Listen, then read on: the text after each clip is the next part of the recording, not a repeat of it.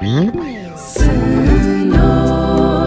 envia-me a anunciar o teu amor, é para partilhar. Senhor, envia-me a anunciar o teu amor, é para partilhar.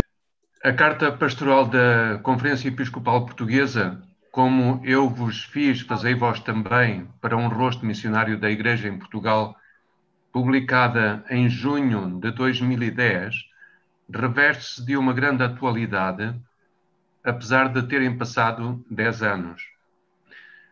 Alerta para a necessidade da evangelização do velho continente, com destaque para áreas sociais e culturais, onde urge a missão ad gentes, e alerta igualmente para a realidade intercultural e interreligiosa com a qual nos cruzamos no nosso cotidiano.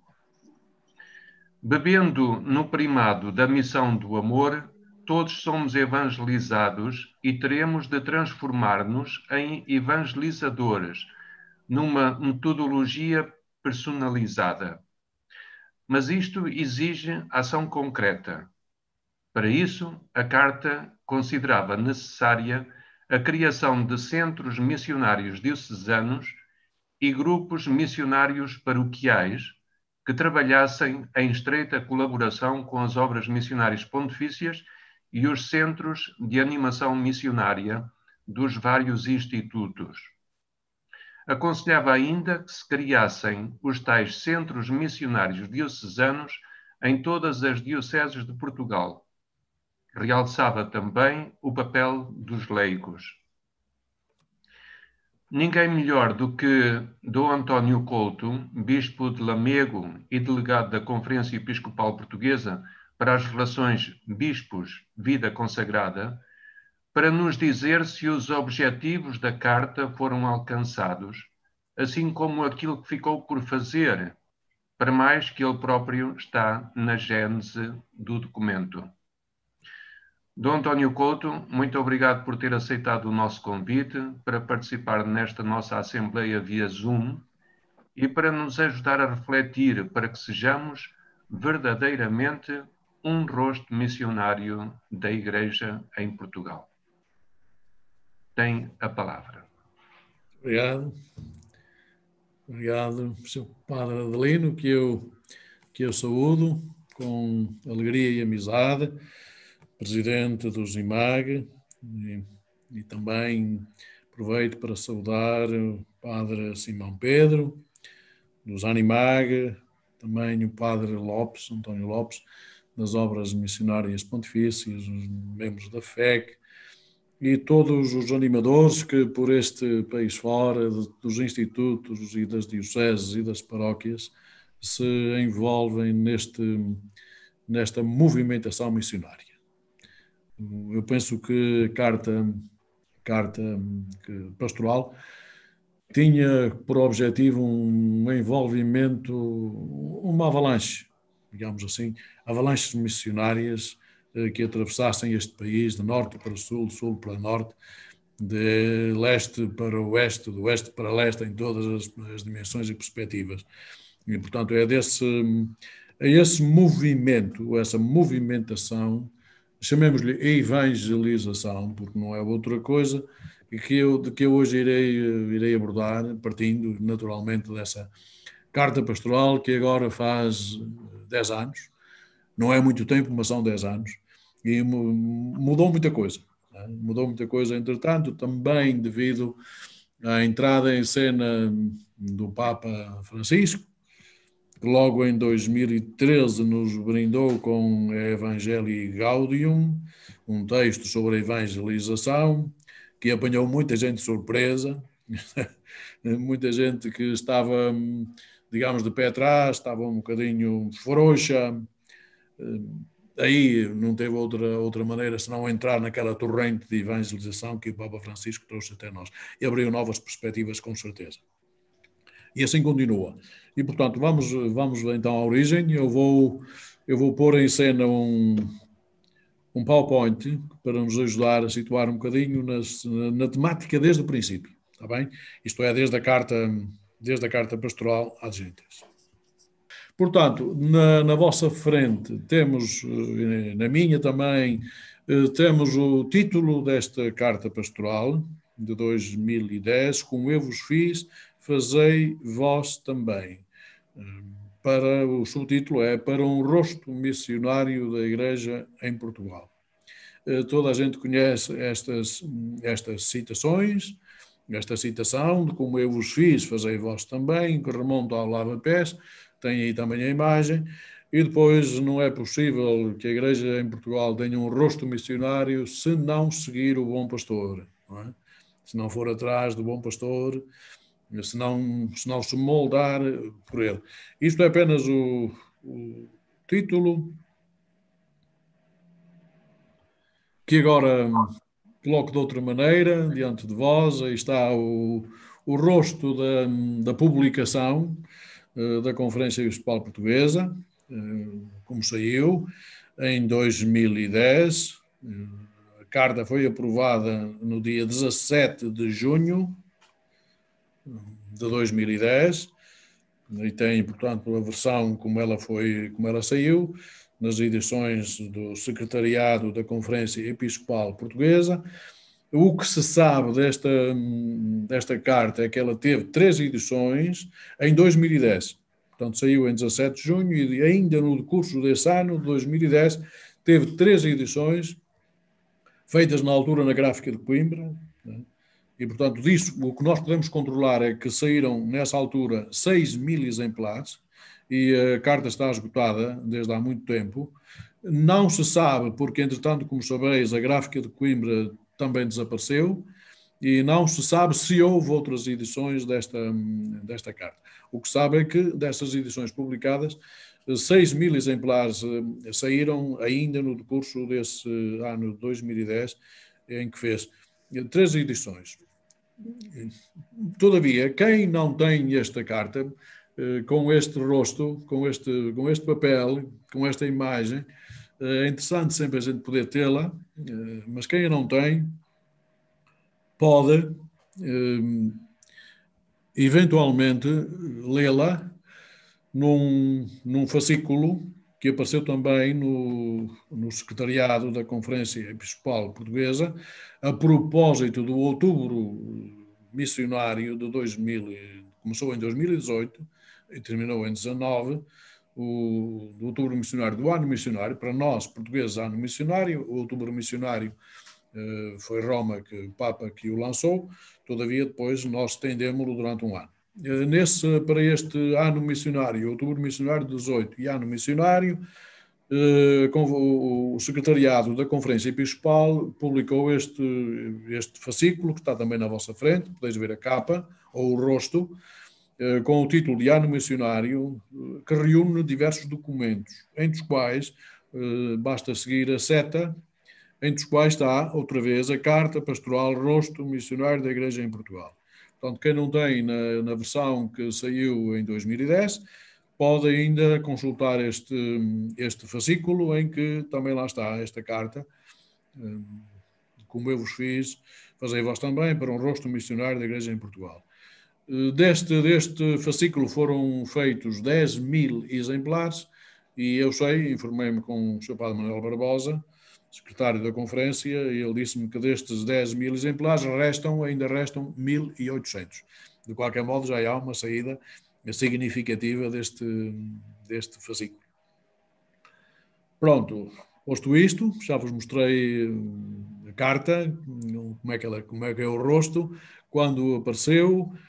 Agora quero mostrar-vos, do vosso lado esquerdo, tendes a carta, a versão do rosto, do texto, e do vosso lado direito tendes o primeiro número que abre essa carta. Quem abrir a carta tem uma introdução, tem logo o primeiro número da carta que diz o seguinte, e importa que nós olhemos para as raízes da carta. A carta não apareceu sem mais nem menos. Diz assim o primeiro número: o Congresso Missionário Nacional, realizado em Fátima, de 3 a 7 de setembro de 2008, pediu à Conferência Episcopal Portuguesa a elaboração de um documento base que possa servir de orientação à missão em Portugal e que vá no sentido de avivar a vocação missionária de todos os cristãos. Portanto, esta carta começa por remeter para o Congresso Missionário Nacional de 2008. Foi um grande acontecimento e, portanto, cá está o primeiro número a dizer que não surgiu porque alguém se lembrou, surgiu porque foi um pedido expresso de uma das conclusões do Congresso Missionário Nacional. E vou voltar a este ponto agora, colocando diante de vós exatamente o rosto das atas do Congresso Missionário Nacional de 2008. Porque tudo isto tem que remontar aí. O tema das atas era, como vê mais em baixo, Portugal vive a missão, rasga horizontes. É um texto muito interessante, que vale sempre a pena visitar. Eu penso mesmo que foi o momento mais alto deste século, da Igreja Missionária em Portugal. Este Congresso Missionário. Teve diversas intervenções, teve imensa gente dos institutos missionários e também das paróquias, das dioceses, teve imensa gente presente, com participações diversas, com testemunhos. Foi um interessantíssimo congresso e terminava com as conclusões que tens do vosso lado direito, e foi para isso que eu chamei agora a atenção. Do lado direito tens as conclusões, que têm 2 pontos, as conclusões. Tem as linhas de força, que são um bocadinho mais teóricas e breves, e tem depois um conjunto de 7 propostas. 7 propostas. A segunda proposta, que é a mais prática de todas as propostas, diz assim, e está aí citada, a CEP, partindo do Congresso Missionário e do Ano Paulino, que também estivemos a viver nessa altura, avive, é uma das propostas, é a segunda proposta, avive a vocação missionária de todos os cristãos e prepara um documento base para a missão em Portugal. Então, esta era uma das conclusões, foi uma das conclusões deste Congresso Missionário Nacional de 2008, realizado em Fátima, e eu não me canso de dizer que vale a pena folheá-lo, por motivos diversos. Quem ainda tiver seguramente as casas missionárias têm este livro, que são as atas, que têm 200 e não sei quantas páginas. Vale a pena também porque no final tem um conjunto fotográfico muito interessante em que recordarão rostos de 2008. Alguns já não estão no meio de nós, mas foram grandes interventores pela causa missionária. Dá-me prazer ainda hoje olhar para este documento e ver a grandeza que houve neste ano 2008 e a sua importância. Repito, se não fosse este congresso, sem este congresso, seguramente não haveria carta pastoral para como eu vos fiz, fazei vós também, para um rosto missionário da Igreja em Portugal. Como veem, essa carta pastoral surgiu desta conclusão de 2008. Dir-vos aí que desde 2008, desde esta conclusão do Congresso até à Carta Pastoral, houve ainda um longo trabalho, no qual eu próprio me empenhei e outros se empenharam, e muita gente se pôs um bocado de lado, digamos assim, né? Para ser franco. De tal maneira que para dar à luz aquela carta, para a pôr cá fora, a Carta Pastoral 2010, foi preciso muitas lutas. Muitas lutas, algum sofrimento, que todavia é o sofrimento próprio de quem trabalha na causa missionária, na causa do Evangelho. Portanto, eu sempre levei isto como uma tarefa de que fui incumbido e de que, na altura, era eu o presidente da Comissão das Missões, ainda não estava ainda anexada a nova evangelização, ainda era das missões, e eu era o presidente dessa comissão e fiz questão de não desistir nunca e digamos mesmo de fazer força para que esta carta viesse cá para fora, porque foi um pedido expresso do Congresso e de todos os representantes que estiveram neste Congresso missionário de 2008. E foi assim que a carta saiu. Mesmo assim, esteve bastante tempo na gaveta, devo dizer, do Conselho Permanente, teve muito tempo na gaveta, e até que o nosso Deus não está a dormir. Está muito atento. Até que, de um momento para o outro, o Papa Bento XVI vem a Portugal, como sabeis, em 2010, de 11 de maio a 14 de maio, de 11 a 14 de maio, veio a Portugal em 2010 e fez saber que vinha falar de assuntos missionários, ou que os assuntos missionários seriam uma temática que ele ia abordar em mais do que uma homilia ou mais do que uma participação ou comunicação.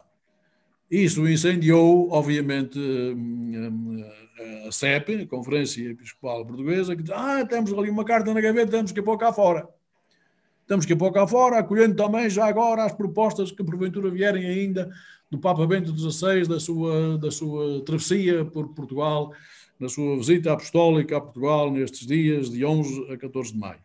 E então a carta saltou cá para fora como uma mola, como uma mola, muito devido à vinda do Papa Bento XVI a Portugal na sua visita apostólica de 11 a 14 de maio. Como sabeis, há coisas que vêm assim e Deus serve destas realidades. Como a seguir, quando veio o Papa Francisco, também explodiu a ideia missionária. Portanto, isso são raízes. A carta não surgiu por nada, surgiu no meio de lutas, surgiu a partir deste Congresso e surgiu também, tenho de dizer, com a vinda do Papa Bento XVI a Portugal de 11 a 14 de maio de 2010. Como veem, de 11 a 14 de maio esteve o Papa em Portugal e em 17 de junho sai a carta pastoral que estava pronta. Faltava apenas inserir alguns elementos que resultado das comunicações do Papa Bento XVI em Portugal na sua visita apostólica. Foram rapidamente introduzidas e em 17 de junho a carta estava cá fora. Ora bem, traves mestras desta carta. Como é que ela está constituída? Traves mestras. São cinco pontos, se quiserem 5 capítulos, que constituem o essencial desta carta pastoral.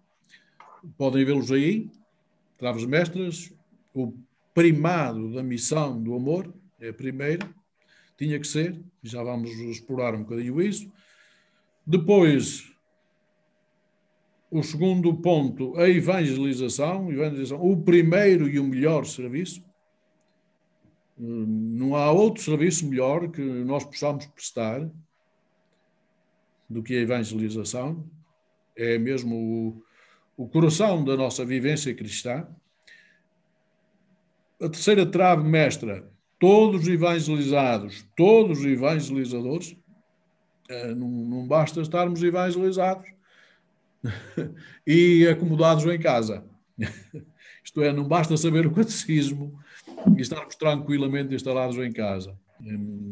Portanto, é preciso transformar estes evangelizados em evangelizadores.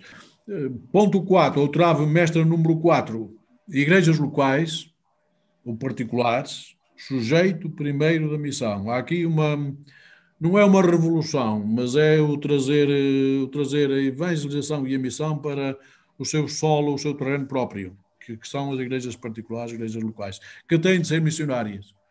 Portanto, não são apenas os institutos missionários, masculinos e femininos, como antigamente era o normal. Agora a igreja é missionária. A igreja é missionária, a igreja universal em si existe, mas tem as igrejas locais ou particulares como as suas peças fundamentais. As igrejas particulares, locais, têm de ser sujeito primeiro e ativo da missão. Também tem um capítulo dedicado a isso. E depois tem ponto 5, que era imprescindível, tinha que lá estar, os fiéis leigos Os fiéis leigos não são pessoas para estarem apenas a receber, recipientes. Não, eles têm hoje, os fiéis leigos têm hoje um contributo indispensável no coração do mundo. Sei lá, nós todos olhamos para o mundo em que estamos, basta olhar aqui para Portugal se quisermos ver melhor, ou até podemos selecionar uma mancha de território mais pequena e verificarmos lá o que é que fazem os nossos políticos, o que é que fazem os agentes da cultura, o que é que fazem os agentes sociais, e às vezes interrogamos-nos, estes fulanos parece que não sabem o que é o Evangelho. Não parece, não sabem mesmo. Não sabem mesmo porquê, porque se calhar a nossa transmissão da fé falhou, alguma coisa falhou. Não é possível que nós tenhamos uma Assembleia da República preenchida com não sei quantas centenas de deputados e que poucos sejam católicos e que poucos sejam cristãos. Não é possível, só é possível se nós tivermos falhado a missão da transmissão da fé. Nós quem? Nós, a igreja particular, as famílias, todos, nós falhamos isso. E temos que o assumir e não precisamos ter vergonha de assumir. Se nós não assumirmos isso, também não vamos mudar. E uma coisa fundamental, que é fundamental, é a mudança. Isto é, nós temos de mudar, mas eu só mudo se perceber que estou errado nisto e nisto. Se eu não perceber, se eu pensar que estou bem, nem sequer me ponho o problema de mudar. Portanto, obviamente que a nossa transmissão da fé falhou de muitas maneiras, e só assim é possível termos o mundo que temos na nossa frente. E não nos podemos queixar. Eles fazem isto. Não nos podemos queixar, porque nós podíamos ter e devíamos ter evangelizado. Portanto, é montante, não é jusante. Não são eles que são maus, como habitualmente nós nos desculpamos facilmente. Não são eles ou os outros, são maus, não querem saber, a juventude está aliada disto tudo, também não quer saber, eles têm mais que fazer, são indiferentes. São indiferentes porquê? Pois, temos que nos perguntar estas coisas todas. Há uma série de questões que nós temos que pôr e, portanto, os fiéis leigos, o seu contributo é indispensável no coração do mundo, na política, no social, na cultura, em tantos domínios, é absolutamente indispensável. Pronto, isto são as traves mestras da nossa carta. Eu vou apenas explorar alguns elementos, dado que a primeira trave mestra, como se podem perceber, era o primado da missão do amor, e ela é fundamental, porque é teológica, nos leva ao seio da Trindade. Aí tem um grande texto do Decreto Ad Gentes, do Concílio II do Vaticano, número 2 do Decreto Ad Gentes, que é um texto notável. E hoje toda a gente sabe que este texto tem a mão do Papa Bento XVI, na altura o Ratzinger, o teólogo Ratzinger, que esteve no concílio como perito. Esta articulação deste texto é dele. E é muito concentrada, como vem a Igreja peregrina, por sua natureza, está aqui quase tudo dito, por sua natureza, não é um chapéu que se lhe coloca, é por sua natureza missionária. Isto é uma fortíssima afirmação. E depois justifica, visto que tem a sua origem, segundo o desígnio de Deus Pai, na missão do Filho e do Espírito Santo. Portanto, há aqui dois missionários que nos antecedem e que servem de modelo para nós. É o Filho e o Espírito Santo. Em cima veio nas setinhas, né? O Filho e o Espírito Santo são as duas mãos do Pai. As duas mãos do Pai. Por assim dizer, duas mãos. Esta expressão é de Santo Ireneu. As duas mãos do Pai, que faz chegar o seu amor até nós, através do Filho e do Espírito Santo. E depois completa o texto assim: este desígnio brota do amor fontal, isto é, da caridade de Deus Pai.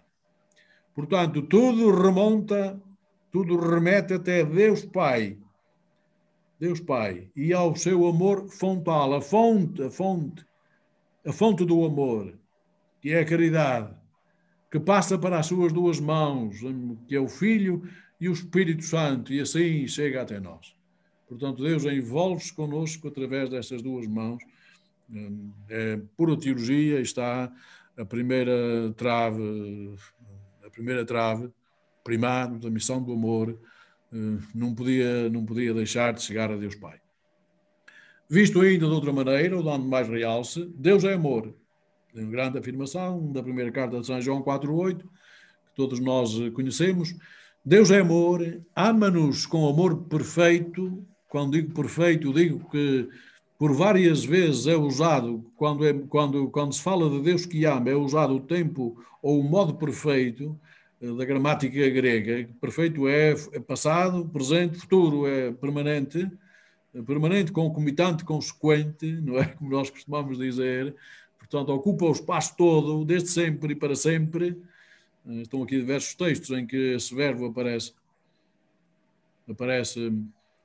no modo perfeito.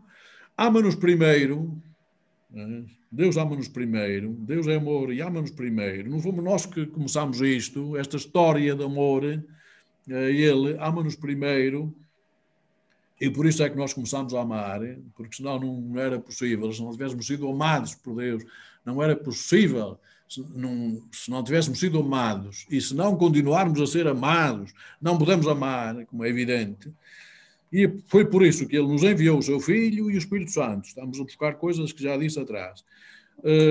Cito aqui que o Filho,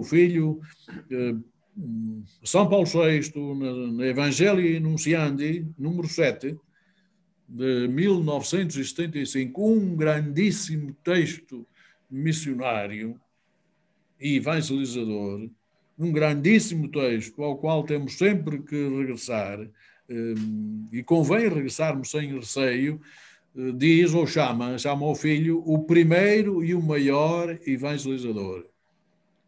Sim, o primeiro e o maior evangelizador, no Evangelii Nuntiandi, número 7.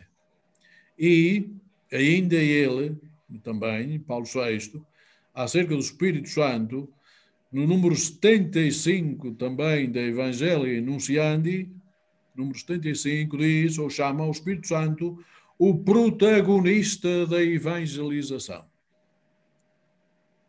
Notem que São João Paulo II, na Redemptoris Missio, número 21, só muda uma coisa, diz na mesma o protagonista, mas diz o protagonista da missão. Notem só a linguagem, como ela de vez em quando muda, de evangelização para missão ou de missão para evangelização, mas estamos sempre no mesmo. Portanto, não esqueçamos que o Espírito Santo é o protagonista da evangelização ou da missão. O Filho é o primeiro e o maior evangelizador. A partir deste amor que vem de Deus Pai e que através das suas duas mãos se expande. Ainda pego aqui no Espírito Santo para dizer o seguinte, dado que ele é o protagonista da evangelização ou da missão, é graças ao Espírito que nós não somos netos nem sobrinhos, mas filhos de Deus, filhos no Filho, como também não somos os continuadores de Jesus Cristo, mas seus irmãos e contemporâneos. Isto é que é acreditar em Jesus Cristo, Filho de Deus. É que nós somos filhos no Filho, não que esteve aqui há 2000 anos, mas que está aqui conosco. Nós esquecemos isto muitas vezes. E até na própria linguagem nos traímos e dizemos, pois, os Cristo há 2000 anos. Há 2000 anos, muito bem, mas hoje também vivo no meio de nós, obra do Espírito, e nós não somos, senão nós seríamos, ele era o filho, nós seríamos os netos, não é? Os sobrinhos do Pai, mas não, somos os irmãos de Jesus e seus contemporâneos. Isto é de uma dignidade excepcional e nós temos que fazer ver isto. De facto, no mundo de hoje não são as estruturas que estão a faltar, é Deus. É Deus e o seu amor que estão a faltar em nós. Porque nós apagamos esta chama do amor em nós muitas vezes. Não a deixamos vir cá para fora. É Ele, o Espírito, que grita em nós, e nós com Ele. Passagem dos Gálatas para os Romanos, grita Ele em nós, e nós com Ele, na carta aos Romanos 8,15, Abá, Pai. É o Espírito que nos diz isto, que nos ensina ousadamente a chamar a Deus Pai, e não avô, nem outra realidade qualquer, Pai, porque nós somos irmãos, Abá, ó Pater. Decorre desta novidade a ousadia dada aos apóstolos com o Pentecostes para podermos dizer,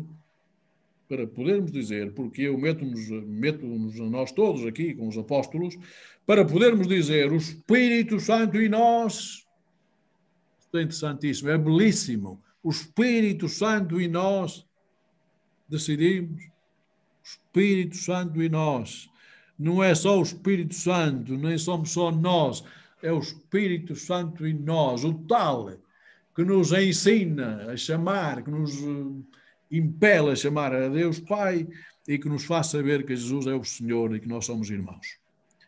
É decisivo isto. Neste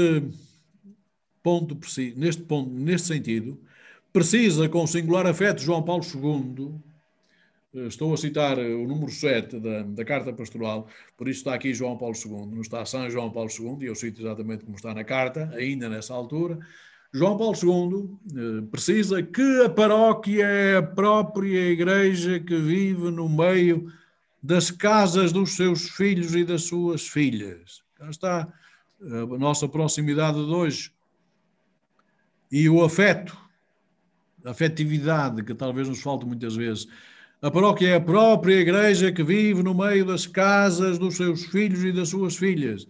Da Christi Fidelis Laici, já de 1988, número 26. Isto vem na Carta Pastoral, estou a citar, no número 7. E que a sua vocação, a vocação da paróquia, é a de ser a casa de família fraterna e acolhedora. Isto está na Catequese Tradende, de 79, número 67. E grava, João Paulo II, e grava esta afirmação emocionada e mobilizadora: o homem é amado por Deus. Notem esta coisa incrível que aí está, pega no primado do amor, do amor de Deus. O homem é amado por Deus. Este é o mais simples e o mais comovente anúncio, o mais simples, e o mais comovente anúncio de que a Igreja é devedora ao homem. Outra vez na Christi Fidelis Laici, número 34 agora. É o mais simples e o mais comovente anúncio de que a Igreja é devedora ao homem. Isto é, de uma riqueza excepcional, coisa tão simples, mas eu diria tão complicada, não é? Como nós fazemos tanta coisa, tantas coisas, e este essencial, esta luz do amor, este lume do amor não passa, muitas vezes, através da nossa vida, porque não temos outra maneira de fazer, não é? Tem que ser com a nossa vida. Verdadeiramente, no coração de quem aderiu ao Senhor Jesus Cristo, não pode deixar de nascer e se desenvolver, estou sempre a ler no 7, e se desenvolver o desejo de compartilhar o dom recebido, porque é um dom, de amar como fomos amados. Temos aí um modelo, temos que imitar, de amar como fomos amados. É um texto, no número 7, acho rico e precioso. O número 8, concretiza ainda mais um bocadinho, sempre dentro desta temática. Os pastores não são apenas pessoas que ocupam um cargo. Isto, Bento XVI, no seu discurso, no encontro dos bispos de Portugal, aí está na sua viagem apostólica, Fátima, em 3 de maio de 2010, no encontro que teve com os bispos. Os pastores, disse ele, está no número 8 da nossa carta, não são apenas pessoas que ocupam um cargo.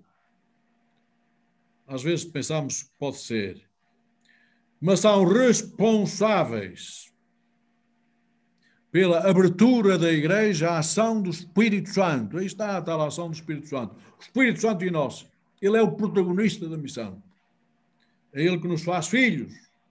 Não nos deixa ser netos nem sobrinhos, nem afilhados. Somos filhos e irmãos. Filhos do Pai e irmãos de Jesus Cristo, seu Filho. Que continua a suscitar e a animar novos movimentos. O Espírito Santo é essa nova novidade que veio a este mundo e está no meio de nós também. Que continua a suscitar e a animar novos movimentos, novas formas eclesiais. É Ele. E também ou é Ele ou nós nada podemos fazer. Novas formas eclesiais, novos métodos e novos rumos. Nova primavera no inverno da Igreja. Quantas vezes surpreendendo e pondo em causa a excessiva confiança que pusemos nas nossas estruturas e programações de distribuição de poderes e funções. Isto não é Igreja. A Igreja não é distribuição de poderes e funções. Não são pessoas que ocupam cargos. É o Espírito a abrir novos dinamismos nesta Igreja que é a nossa mãe. Não podemos também esquecer isto. Notem que são 2 dados de Bento XVI, que de certa maneira abriu muito do campo do Francisco, do Papa Francisco. Né? Está esta Igreja diferente no seu discurso de 3 de maio e depois cá em baixo um discurso que ele repetiu algumas expressões, quer em Lisboa, quer em Fátima, na mesma 11 e 13 de maio de 2010. Isto quer dizer que entramos numa nova trave. Eu não as vou dizer todas, como é evidente, não se preocupem, não posso dizê-las todas, mas o número 9 já está outra temática bela e muito, muito interessante. Na Carta Apostólica Redemptoris Missio, o Papa João Paulo II escreveu assim: o que me anima mais a proclamar a urgência da evangelização tem a ver com aqueles evangelizados, mas também evangelizadores. Não podemos ficar acomodados, quietos, tranquilos. A ação do Espírito não deixa, a não ser que nós ponhamos o Espírito de férias, não deixa. O que me anima mais, dizia João Paulo II, mais a proclamar a urgência da evangelização missionária é que ela constitui o primeiro serviço que a Igreja pode prestar ao homem e à humanidade inteira. Nós temos pouca coisa mais a dar ao mundo. É o Evangelho. No mundo de hoje, que apesar de conhecer, notem isto que está hoje muito em causa, muito diante dos nossos olhos, que apesar de conhecer realizações maravilhosas, e é verdade, parece ter perdido o sentido último das coisas e da sua própria existência. Este é o número 2 da Redemptoris Missio e é o número 9, está no número 9 da nossa carta pastoral, quando tratamos de evangelizados, uma igreja evangelizada e evangelizadora. Ninguém pode dizer que está evangelizado se não se puser a mexer, se não for evangelizador. Neste contexto, continuo sempre com o número 9, a proclamação da Boa Nova a todos os povos e a todas as culturas continua a ser o melhor serviço que a Igreja pode prestar às pessoas. Isto também não tenho dúvidas. É o melhor serviço. É o primeiro e o melhor serviço. E, portanto, as nossas apostas têm que ser sempre, em primeiro lugar, na evangelização. Evangelizados e evangelizadores. Número 11 da carta. Num tempo como este, já não é suficiente reformar estruturas. Notem que isto também é de Bento XVI, no Porto, 14 de maio de 2010. Mas, todavia, quase podia ser do Papa Francisco, que ele tem repetido isto muito. Num tempo como este, já não é suficiente reformar estruturas. Vamos mudar isto, vamos mudar aquilo. Vai deixar de ser assim, passamos a fazer assado. Não é suficiente. É necessário converter a nossa vida e transformarmos-nos em testemunhas de Cristo ressuscitado no nosso ambiente e em toda a parte. Está aqui o problema. Nos escusamos de procurar muito mais longe. Já não basta, continua a dizer Bento XVI, já não basta conservar as comunidades já existentes, o que já temos. Conservar aquilo que já temos. Vamos aguentar isto com unhas e dentes, porque isto nós ainda temos. Não é? Já vi que agora, com o tempo da pandemia, muitas comunidades ficaram reduzidas.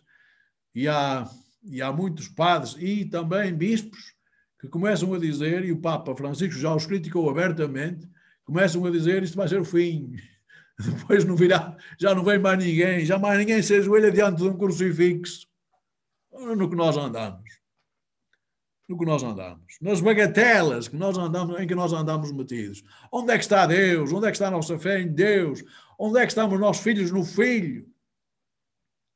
E irmãos do ressuscitado, onde é que andamos nós? Não basta conservar as comunidades já existentes, ainda que isso possa ser importante. Isso é com certeza importante. Entre tantas urgências, todos temos de reconhecer que o mais urgente é ainda e sempre a missão. Este é o mais urgente. É, portanto, necessário e inadiável levantar-se e partir em missão. Texto que vem do 16 citado no nosso número 11 da nossa carta. Mais um passo em frente em que vai aparecer estas divergências.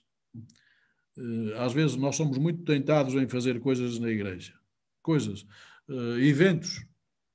Eventos, programar coisas, ou planear coisas planas.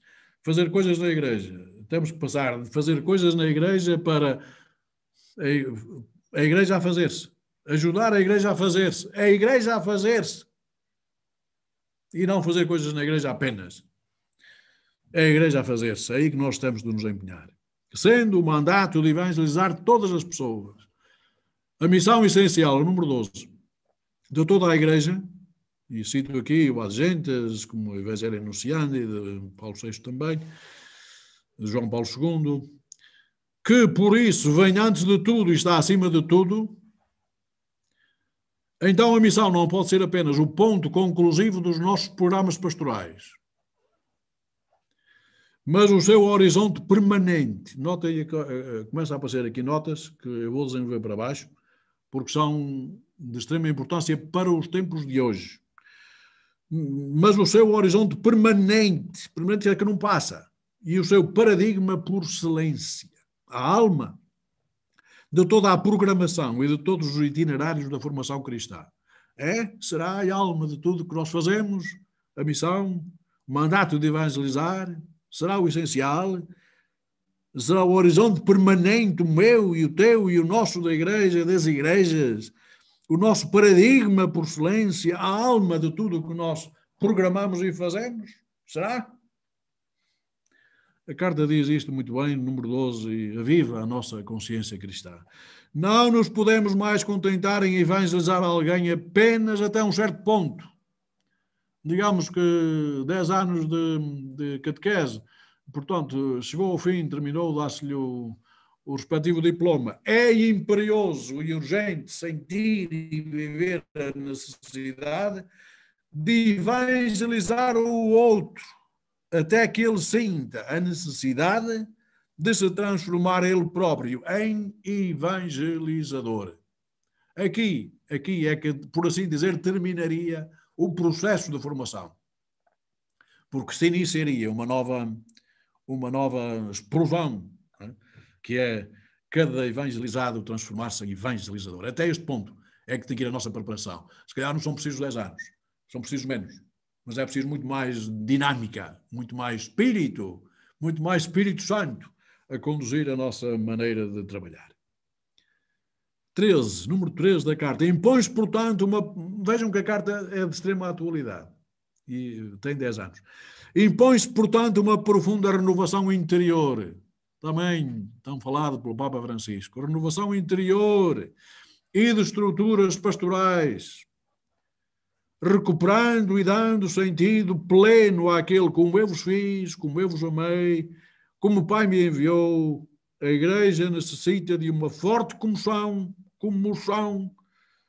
que a impeça de se instalar na comodidade, na estagnação e na indiferença, à margem dos sofrimentos dos pobres. Isto é o documento da Aparecida, 2007, número 362.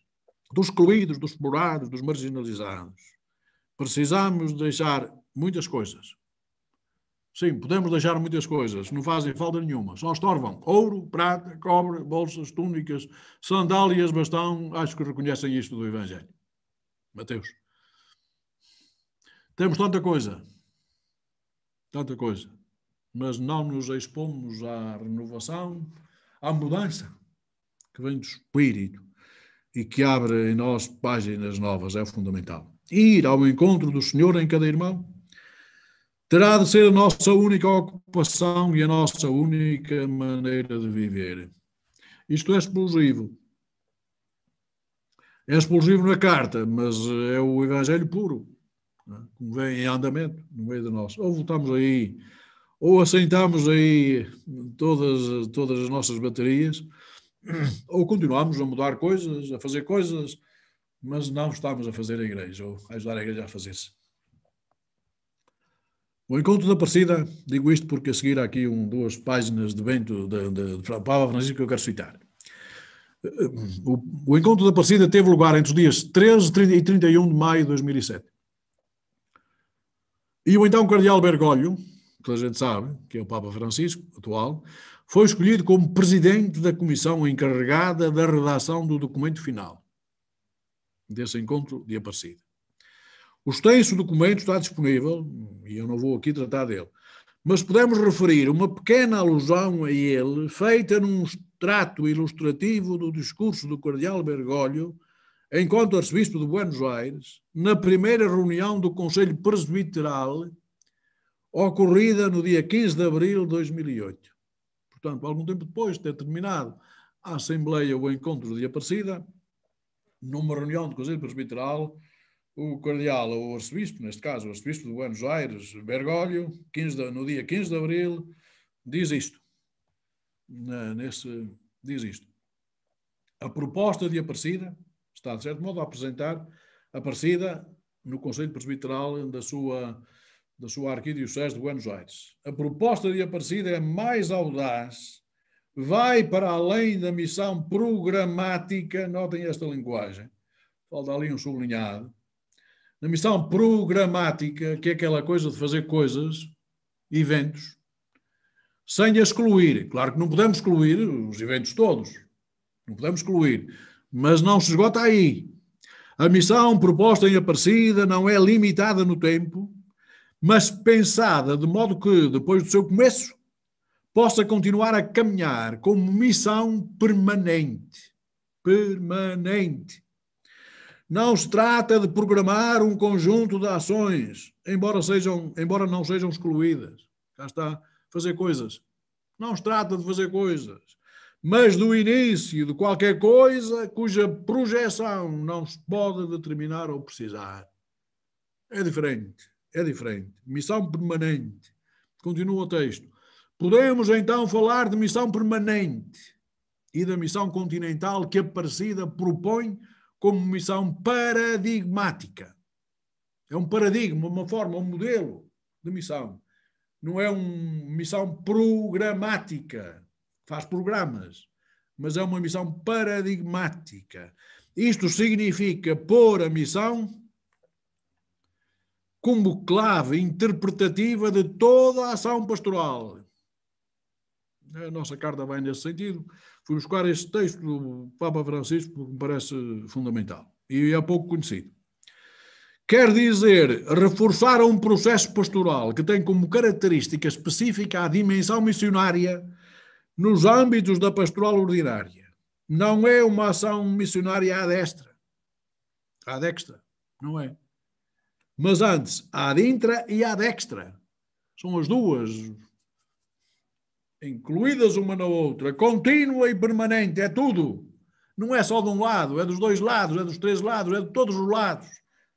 À intra e à destra, contínua e permanente. A missão torna-se o paradigma de toda a ação evangelizadora. É por isso que a missão é de extraordinária importância e nós temos grande responsabilidade nisso. Quando digo nós que passamos por institutos missionários ou que vivemos em institutos missionários e numa igreja que tem de ser missionária, mas que temos muita dificuldade em movimentar esta igreja pesada. Temos tido muita dificuldade e continuamos a ter. mas precisamos de viver isso, e se não vivermos desta maneira, vamos perdendo. E temos de ganhar. Tendo sempre em atenção as palavras do Papa Francisco, é bom que se distinga, sempre sem exclusões, entre missão programática e missão paradigmática. Quem diz missão pode dizer pastoral, ou vida eclesial, ou conversão pastoral da comunidade paroquial. Conversão pastoral, houve muita gente espantada quando o Papa começou a usar esta linguagem de conversão pastoral, porque pensavam que a conversão era meramente pessoal, e é pessoal, mas também é preciso converter a pastoral da comunidade paroquial, ou conversão missionária, expressões recorrentes na recente instrução que saiu há pouco tempo, a conversão pastoral da comunidade paroquial ao serviço da missão evangelizadora e da Igreja, da Congregação para o Clero, de 29 de junho de 2020. Acaba de sair e estas expressões são lá recorrentes. A distinção entre missão programática e missão paradigmática é hoje não apenas importante, mas imprescindível. Vale a pena passar os olhos outra vez pelas próprias palavras do Papa Francisco, agora já o Papa Francisco, já não é o Cardeal Bergoglio, ditas em 28 de julho de 2013, no Rio de Janeiro, num encontro com os bispos responsáveis da CELAM. E tenho o texto. Também não é muito conhecido, por isso deixo aqui ficar, porque é importante. A missão programática, como o seu nome indica, notem que ele usa muito estas linguagens, consiste na realização de atos de índole missionária. Isto é, os programas. Missão programática. A missão paradigmática implica, ao contrário, pôr em clave missionária as atividades habituais das igrejas particulares. Torna-se evidente que acontece aqui, como consequência, o surgir de uma dinâmica de reforma das estruturas eclesiais. Notem que as estruturas eclesiais, se houver uma missão paradigmática permanente, vão ser afetadas. Todavia, não é aquilo que a gente está a pensar. E ele continua, a mudança das estruturas, de caducas para novas, tem a acontecer, não é fruto de um estudo acerca da organização do sistema funcional e eclesiástico. Vamos aqui vasculhar a ver como é que podemos alterar isto. Não é fruto de um estudo acerca da organização do sistema funcional e eclesiástico, de que resultaria uma reorganização estática. É antes consequência da dinâmica da missão. O que faz cair as estruturas caducas, o que leva a mudar os corações dos cristãos, é a vivência missionária ou missionariedade. A vivência missionária é que faz cair isto tudo. Daqui a importância da missão paradigmática. Portanto, não é porque eu vou aqui ver, estudo aqui o livro e diz aqui que é preciso mudar este conselho para aquele conselho, deixar de fazer assim e começar a fazer assado. Não, esta dinâmica que nos acompanha e que nos motiva e que nos dinamiza é que vai dizer isto cai e nasce aqui outra coisa nova. Ok. Ainda vou avançar aqui um bocadinho. Afirmando, número 17 da nossa carta, afirmando que cada uma das igrejas leva em si a solicitude por todas as outras, estamos todos reunidos, o Papa tem dito, no mesmo barco, a solicitude por todas as outras, o Concílio lembra que o Bispo, isto é uma pequena anotação, mas importante, que o Bispo, que é consagrado não só em benefício de uma diocese, isto é, o Agentes, como está em baixo, número 38, o Lumanegêncio também, número 23. Lembra que o Bispo, que é consagrado não só em benefício de uma diocese, mas para a salvação de todo o mundo, ao suscitar, promover e dirigir a obra missionária, torna presentes e como que palpáveis o espírito e o ardor missionário do povo de Deus, de maneira que toda a diocese se torna missionária. Se isto for feito, toda a diocese, toda a paróquia, toda a igreja se torna missionária. Mas é devido a esse ardor. Testemunho vital. Sem isso, vamos fazendo coisas. Fazer coisas na igreja, que hoje se faz e amanhã já ninguém se lembra. Já passou. Não, não é fazer coisas na igreja, é fazer a igreja. A igreja a fazer-se é fundamental. Afirma exemplarmente o documento Diálogo em Missão. Cada igreja particular é responsável de toda a missão. Não é de uma parte da missão, é de toda a missão. E mesmo cada cristão, em virtude do batismo, é chamado a exercitá-la toda de algum modo. Isto é, do secretariado para os não-cristãos. Também tem coisas interessantes. E eu, na altura, tive a oportunidade de ler quase tudo aquilo que já estava feito em muitas conferências episcopais e secretariados. E o Papa Bento XVI, na sua mensagem para o Dia Missionário Mundial de 2008, foi em 19 de outubro, não deixa de lembrar aos bispos que o seu, e está citado, que o seu compromisso consiste em tornar missionária toda a comunidade diocesana.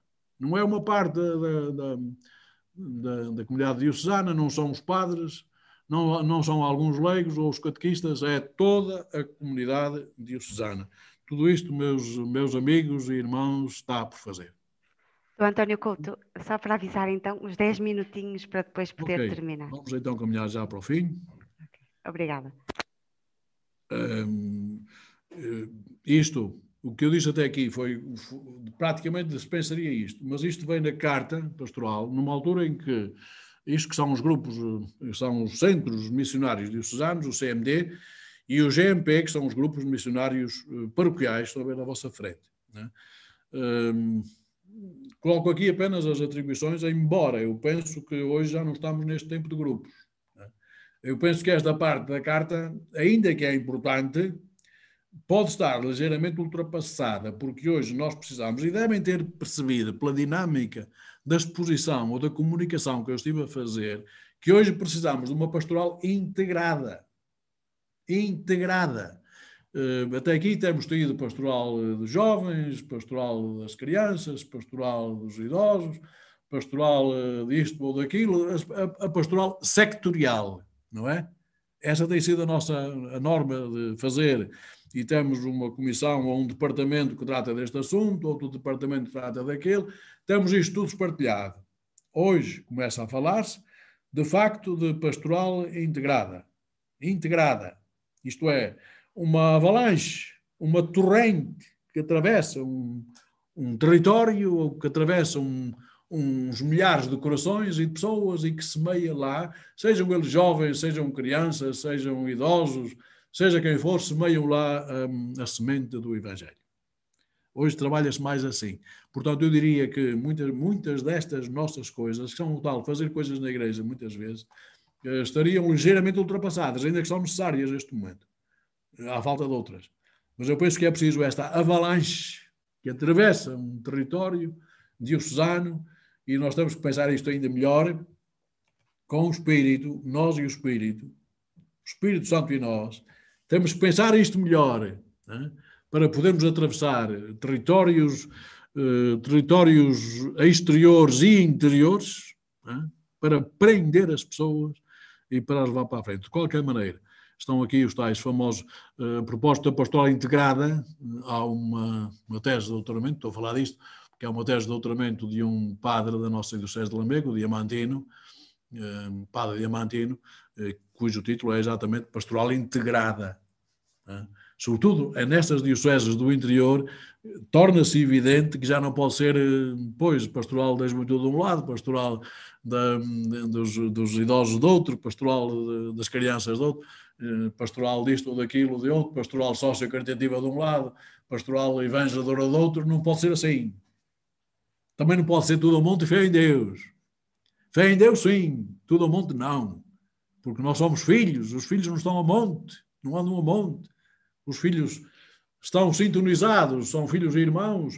E, portanto, estas novas dinâmicas talvez nos interessem cada vez mais. De qualquer maneira, este tema dos centros missionários diocesanos e grupos missionários paroquiais estava muito em vigor na Itália neste momento, aparecia em quase todos os documentos que vinham da Itália e de outras e de outras conferências episcopais. Então tenho aqui as atribuições e competências do Centro Missionário Diocesano. Primeiro, promover e coordenar a formação, animação e cooperação missionária de todos os cristãos. Portanto, isto também tem muito a ver com institutos missionários e com leigos que vamos ter de buscar e vamos ter que pôr em movimento. B, promover a criação de grupos missionários paroquiais. Que em cada paróquia haja também alguém que lembre a missão. Mas já estão a ver que já não é alguém que lembra a missão. Toda a paróquia tem de lembrar a missão. Aí está a Avalanche. Avalanche. Temos que ganhar para a Avalanche. E não apenas para um grupo que põe lá um ecrã ou no placar o Dia Missionário Mundial. É agora. Ou então o Dia da Infância Missionária. Não se esqueçam dos vossos contributos.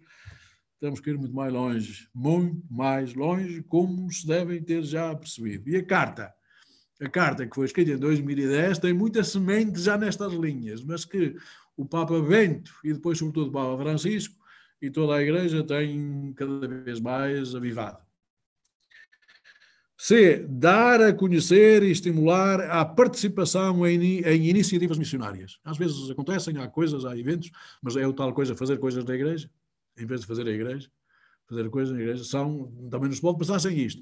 Mas é importante que alguém lembre, não é? E para isso, obviamente, que os centros missionários diocesanos servem para, pelo menos, dar a conhecer e apelar às pessoas para participar nestas iniciativas. D. Ajudar a estabelecer um conjunto e relacionamento mais fecundo entre as comunidades locais e os seus missionários. Isto é muito interessante. Muito interessante que se faça. Não estamos a dizer que a comunidade local não é missionária e que tem os seus missionários, os tais há de gente, é só, mas é importante que a Igreja seja toda missionária e que por isso mesmo, afetiva e efetivamente se sinta mais irmanada daí a comunhão com os nossos missionários. É velar por um melhor conhecimento, implantação e colaboração com as obras missionárias pontifícias, muitas vezes esquecidas, mas obviamente que o Papa também tem lembrado que tem os seus trabalhos missionários, as suas ajudas a prestar a igrejas nossas irmãs e que, obviamente, que pelo menos é uma maneira, quando faltam outras, de avivar um bocadinho esta ideia de que nós somos irmãos, todos filhos de Deus, e por isso temos andado de mãos dadas e assim eu tenho mais para os ajudar os outros. F.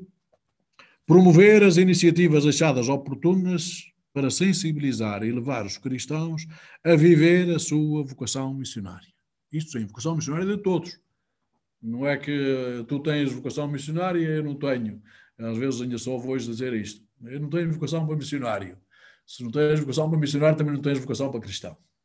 E agora vamos ter um tempinho para fazer algumas perguntas ao Dom António Couto, o qual agradecemos já, desde já, por esta exposição tão completa, tão rica e que faz arder cá dentro, faz reavivar este ardor missionário. Saudar uma vez mais o Sr. Dom António, é sempre uma felicidade ouvi-lo e recordar este documento. Agradecer. Muito obrigado. Pergunta. Falou nos centros missionários diocesanos e os grupos missionários paroquiais e diz que podia haver aí alguma coisa já atualizada. Aqui no Porto temos tentado as equipas vicariais missionárias. Equipas missionárias vicariais. Gostava que ele explicasse isso melhor, o que é que se podia atualizar do GMP, dos centros missionários, e em que medida é que as vigararias ou as unidades pastorais podem ser envolvidas. Obrigado. Eu gostava de fazer uma pergunta ao Sr. Dom Couto sobre este corte da evangelização e se ele nos dava algumas pistas como retomar esta evangelização do amor, falar com esta simplicidade. Pronto, eram algumas linhas de mais simples, mais práticas da gente chegar a evangelizar hoje. Também queria colocar uma pergunta a Dom António. É o seguinte: os nossos grupos missionários paroquiais têm sido até ao momento mais um grupo. Há mais também um grupo missionário. E a questão que coloca é esta: não deveria o grupo paroquial ser o grupo que devia conter os representantes de diversos movimentos para dar uma dimensão missionária a toda a pastoral das paróquias? Não ser um grupo à parte, mas um grupo que devia dar dinamização a todos os grupos que existem na paróquia. Uma pergunta.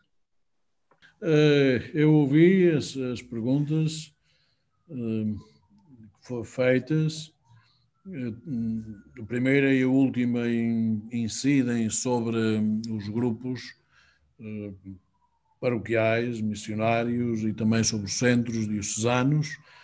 São mais, digamos, práticas, e a do meio, a segunda questão, incide sobre o amor e a simplicidade que nos devem movimentar, ou que devem alimentar a fonte da nossa missão. Esse ponto central é óbvio que é decisivo. Se não houver o amor de Deus a alimentar a minha vida, a nossa vida, a vida das comunidades, a vida de uma comunidade, de um instituto missionário ou de outro instituto qualquer, ou de alguma comunidade, se não houver esse amor a alimentar, nós podemos fazer, como digo, algumas atividades sociais, né, de uma linha ou de outra, de maneira ou de outra, mas são eventos que podemos ir fazendo. Mas se for o amor a alimentar a minha vida e a nossa vida, a vida das comunidades, das paróquias, dos institutos missionários, de todos os institutos, de tudo o que há, se for o amor a alimentar, a gente não se contenta em fazer um evento ou outro, ou muitos. Nós estaremos permanentemente a trabalhar e a pensar, e a viver, e a amar, e a rezar. É isso que eu gostaria, e penso que é para aí que devemos caminhar. Se uma igreja não for assim, não for constituída de facto por filhos no Filho, por filhos todos voltados para o Pai, e todos a caminho do Pai, todos irmanados, todos irmãos, de facto não conseguimos fazer passar essa chave do amor. Pronto, não tenho como é de dizer, soluções para dizer como é que se faz, porque não é mesmo assim. Isto não são eventos, são mais do que soluções. Isto é a solução. A solução é viver do amor de Deus e depois deixá-lo trabalhar em nós. As coisas práticas, os grupos missionários ou os centros diocesanos missionários, se desta maneira, se daquela maneira, eu penso que são assuntos a repensar.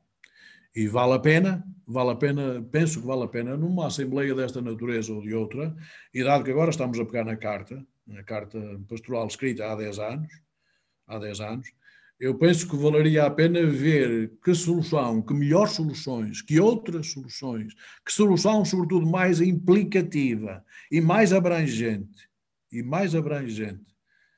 nós podemos dar a esta questão. Porque é preciso um motor, de facto é preciso um motor, não é? Esse motor é o amor, claro que é o amor, mas não podemos deixar as coisas assim, depois temos que as alinhar, que as alinhavar, e portanto eu só posso dizer que esta oportunidade, 10 anos depois, é uma boa oportunidade para nós pensarmos. Eu não queria já deixei algumas indicações da minha reflexão no ar, e também vinda sobretudo do Papa Francisco e do Papa Bento XVI, deixei-as no ar, mas todavia acho que esta oportunidade pode servir para nós pensarmos como é que isto pode ser mais prático, não é? Isto seria fazer coisas na igreja, mas como é que podemos transformar o espaço territorial e o espaço pessoal e comunitário em dinâmicas de missão, em avalanches de missão. Se o grupo missionário podia ser ele próprio um motor, eu acho que nenhum grupo pode ser um motor, a não ser o grupo, a comunidade cristã. tem que ser motor. Evidentemente que a comunidade cristã tem um pároco, tem os catequistas, tem outros diversos elementos, já sabemos disso, mas a tal pastoral integrada supõe que haja uma maneira de nós pegarmos em todos, crianças, idosos, pastoral sociocaritativa e todos os ramos da pastoral, também os grupos missionários, pegar nesses todos e dizer que todos podemos e devemos trabalhar para que a nossa paróquia seja a igreja que está a fazer, e não apenas cada um a fazer algumas coisas na igreja, porque é aí que nós estamos ainda. Vamos fazendo algumas coisas, tu fazes isto, eu faço aquilo, cada setor faz a sua especialidade, e digamos, todo somado, depois no fim vamos perguntar, mas tu, afinal, o que é que fizeste? Olha, fiz isto, fiz coisas, partilhamos coisas.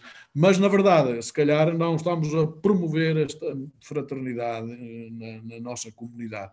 Também isto requer pensamento. E é o que a minha proposta é essa. Deixo isto aberto para que 10 anos depois de uma movimentação que vem, e eu repito, aqui entre nós desde 2008, disse o Congresso Missionário de 2008, vem desde aí, que se calhar agora é a altura, 10 ou 12 anos depois, de uma coisa ou da outra, é a altura de nós tentarmos encontrar maneiras mais fortes, mais convincentes, que primeiro nos estimulem a nós todos e que possamos ajudar a Igreja de Cristo a ser o que é neste mundo. Muito bem, caríssimo Dom António Couto. Acho que... Eu não dei resposta nenhuma, né? mas dei as respostas e os estímulos que me parece que são importantes.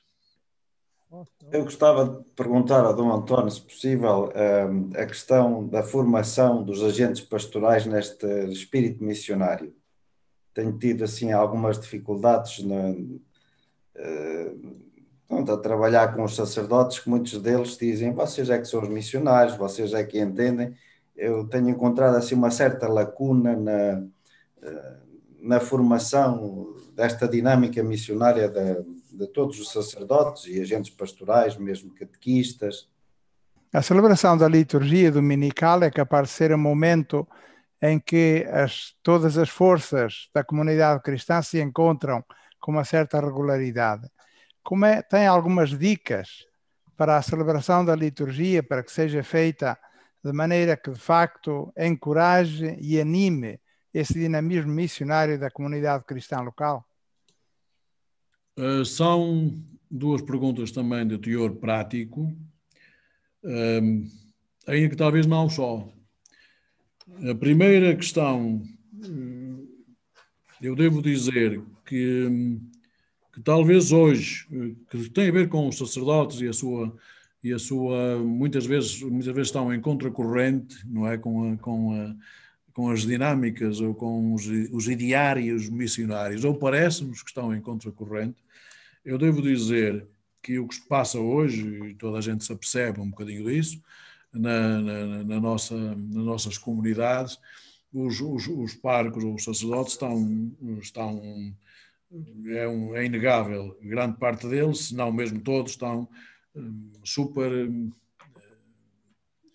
encarregados de muita coisa, com muitas paróquias, com muita movimentação, estão muito sobrecarregados, eu diria assim. Mas é evidente, já viram atrás também, que os padres e os bispos não são só para ter cargos, não é? São para ter cargos nem cargas. São para passar esta movimentação, esta dinâmica. Mas acredito perfeitamente que muitas vezes os párocos já estejam de pé atrás quando lá chega alguém a propor mais alguma coisa, não é? Dado o trabalho que têm em excesso, muitas vezes, para acudir a 4, 5, 6 e às vezes uma dúzia de paróquias, como eu sei que há casos, ou até mais do que uma dúzia, como há casos aqui neste interior do nosso país.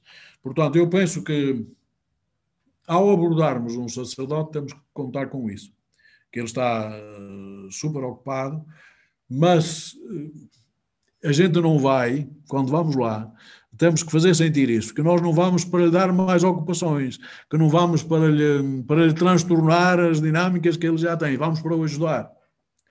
e para o ajudar os passos territoriais que ele tem diante dele e também os passos comunitários que ele tem diante dele, isto é, as pessoas.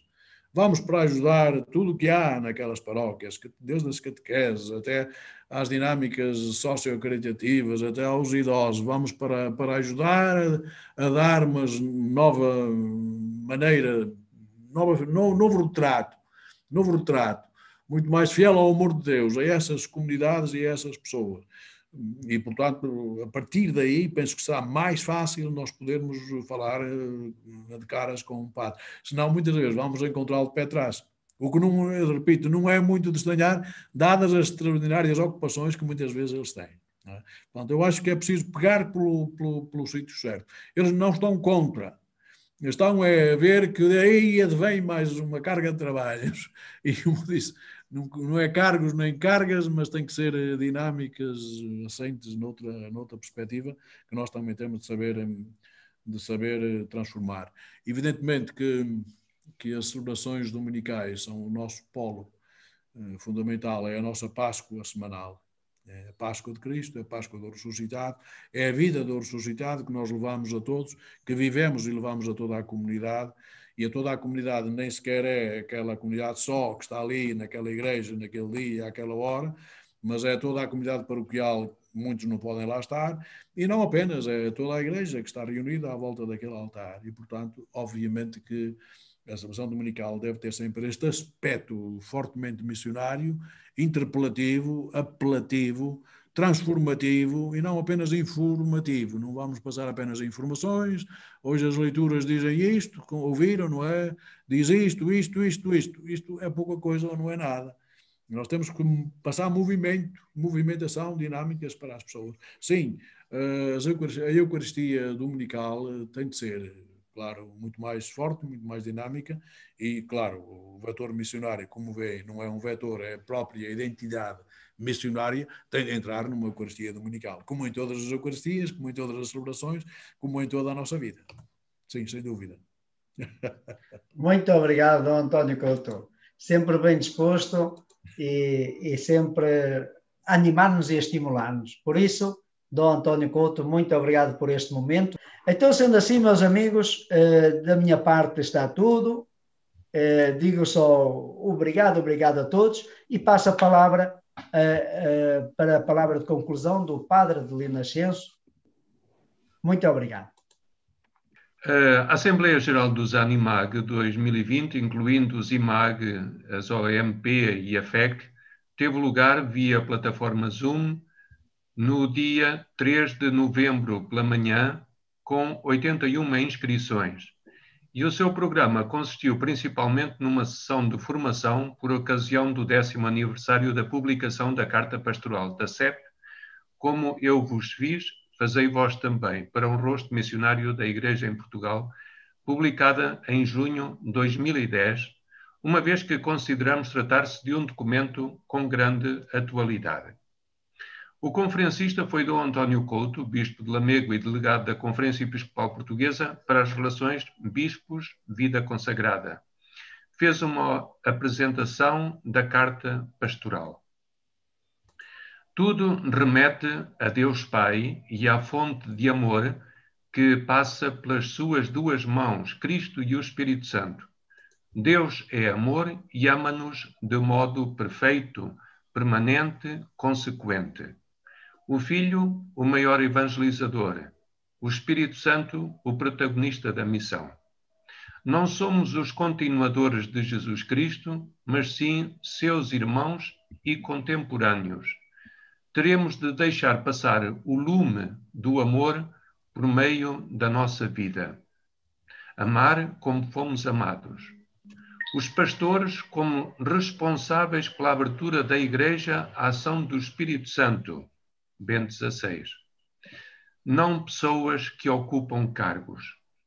A proclamação do Evangelho a todos os povos e culturas como o melhor serviço para a Igreja,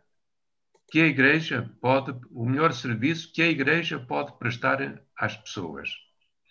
É necessário transformarmos-nos em testemunhas, de evangelizados em evangelizadores, levantando-nos e partindo em missão. Em vez de fazer coisas na igreja, devemos empenhar-nos numa igreja a fazer-se. A missão deve ser a alma de tudo o que fazemos, o seu horizonte permanente e o seu paradigma por excelência. Impõe-se uma profunda renovação interior e de estruturas pastorais. Ir ao encontro do Senhor em cada irmão terá de ser a prioridade das prioridades. Missão permanente como missão paradigmática. Não uma missão apenas ad extra, mas sim ad intra e ad extra, contínua e permanente. Distinguir entre missão programática, realização de atos de índole missionária, e missão paradigmática, pôr em clave missionária as atividades habituais das igrejas particulares. O compromisso do bispo, tornar toda a igreja missionária. Hoje precisamos de uma pastoral integrada, mais do que setorial. Uma avalanche, uma torrente que atravesse milhares de corações e semeie lá a semente do Evangelho. O Espírito Santo e nós teremos de pensar melhor como atravessar os diversos setores em sistema de pastoral integrada. Um agradecimento de coração a Dom António Couto. Uma palavra de gratidão igualmente a toda a equipa organizadora da Assembleia e a todos, a todas e a todos os participantes. 10 anos da Carta Pastoral é boa ocasião para refletirmos sobre a forma de sermos verdadeiramente um rosto missionário da Igreja em Portugal. Muito obrigado. Muito obrigado, caríssimo Padre Adelino. Então, passamos a palavra ao Dom António Couto. Então, juntos para rezarmos nesta fase final, muito rápido também, muito breve, e com palavras também poéticas que estimulem o nosso coração, a nossa mente e que nos ponham a caminho de uma de novas formas de podermos viver a missão. Barcas ao largo, corações ao alto, em pura sintonia com a alegria do Evangelho. Ide. Ide e entrai em cada coração. Semeai a paz. Saboreai o pão que houver e que a mão de Deus vos der. Não largueis nunca essa mão de amor. É ela que vos guia rumo à alegria da messe e da missão.